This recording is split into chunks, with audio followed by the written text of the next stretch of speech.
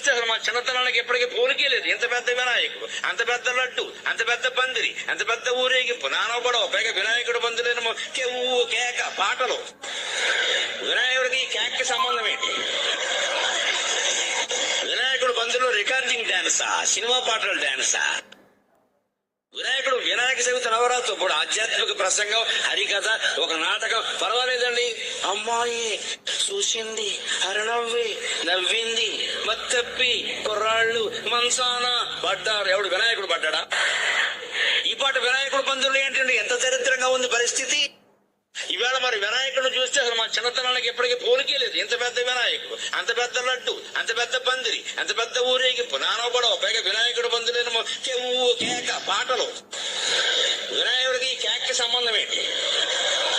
చూసింది, హరినవ్వి నవ్వింది, మత్తప్పి కుర్రాళ్ళు మంచాన పడ్డారు. ఎవడు వినాయకుడు పడ్డా?